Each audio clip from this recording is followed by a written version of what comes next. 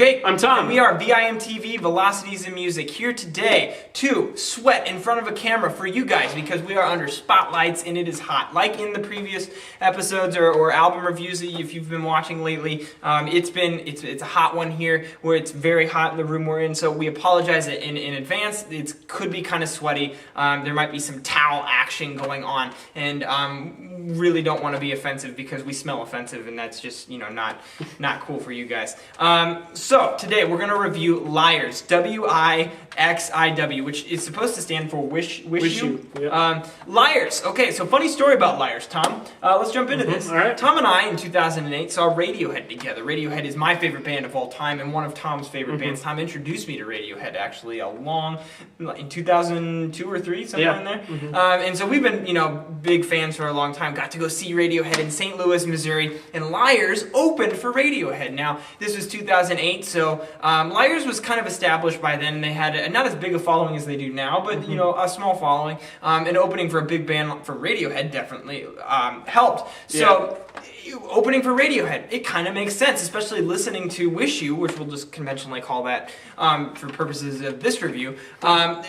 It's a very kind of TV on the radio meets Radiohead-esque and even kind of a Portishead minimalistic vibe to it. And so opening for Radiohead kind of makes sense. Now, I gotta be honest, Tom, and I think you were there with me. I mean, literally you were there with me. As far as like what our opinions were, I did not like Liars live. No, I thought they just bombed it. In fact, I thought they were laughable. And to be honest, I after going and seeing them live, I looked up a bunch of stuff on them, and you saw that they were so similar to Radiohead and that critics liked them and made the comparisons. So I listened to some of their stuff and I didn't like it then either. Now I've come a long way in the type of music I listen to, just in the thought that I put behind it. So jumping into Wish You, it was a whole different experience for me. The fact remains the same. These guys sound like Radiohead. There's no way around that. But there's other influences there too, and it's important to note those too because they're doing some cool things here and stuff that's worth noting. Much more of a post-punk edge, especially in the vocals.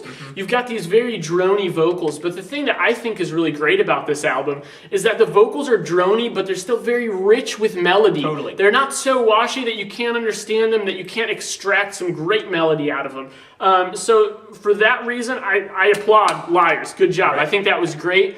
Especially when you consider how honestly minimal this whole soundscape is backing the vocals. Right. One of the ways they're able to accomplish that is, first off, very atmospheric, low in the mix kind of synth sounds or samples in the background, but then also they'll have these kind of percussive kind of bleeps and bloops. That's where we were talking about with the kind of Hail to the Thief or Amnesiac era Radiohead. But what's cool is that those parts serve a dual purpose because they actually have a lot of melody in them themselves. They've got some pitch to them, but they're also very rhythmic and very percussive. So the fact that they're able to play that kind of dual role really makes it so that Liars can have not too much going on in the background, but still establish a very unique mood. Yeah, totally. It is a unique dark mood, and it's coupled with this droney atmosphere. It makes for a really kind of surreal experience. This album is one that I enjoyed listening to when it was playing. I really kind of got lost into this soundtrack, this otherly world,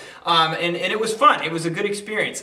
One thing that I noticed that they were doing that I really liked, and this isn't on every track, but on some of the longer tracks, played out very nicely. I thought they were well paced. But a lot of these tracks are short. Like there's 2-minute tracks here. There's 3.5 minute to 4-minute tracks. The songs like flow effortlessly between the tracks, and that's something that only truly talented bands can pull off flawlessly, and these guys do. So I applaud them for that. Now, here's the thing. I couldn't make the distinction of where those tracks started and where they stopped. Now, it's while I like that, when I walk away from this album, I don't really feel like I can really think back and go, okay, I can put my finger on, this is awesome. It's really cool while you're listening to it, but in retrospect, you don't feel like it made a really strong statement. Yeah, it doesn't make a big impact on you. I totally agree. I just think that while they established something really smooth, really fluid, and very very moody. They didn't make any of these. They didn't give any of these songs really enough of a voice individually. And maybe that's partly due to the vocals. I mean, they're kind of unintelligible. You can't really understand what the lead singer is singing about.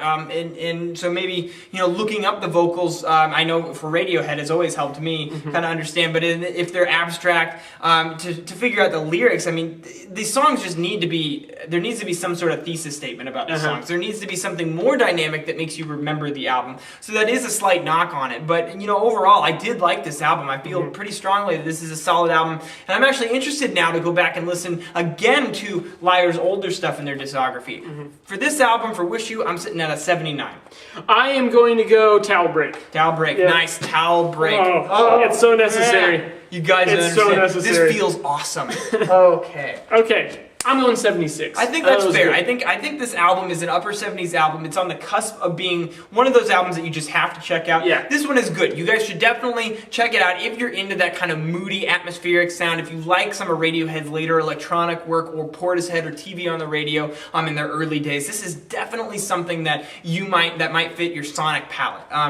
Check it out. Tell us what you think at www.velocitiesandmusic.com and youtube.com/velocitiesandmusic. As always, follow us on Twitter, like us on Facebook. That's where you and I and Tom and everyone in the Velocities and Music community get to communicate in requests and talk about your experiences with bands and albums and what you're into, because that is what Velocities and Music is all about, that collaborative environment. Talking about music, getting people into new music is what we want to do. So leave us a comment and add some value. You guys rock. Thanks for watching. I'm Jake. I'm Tom. And we are VIMTV, moving music critique forward.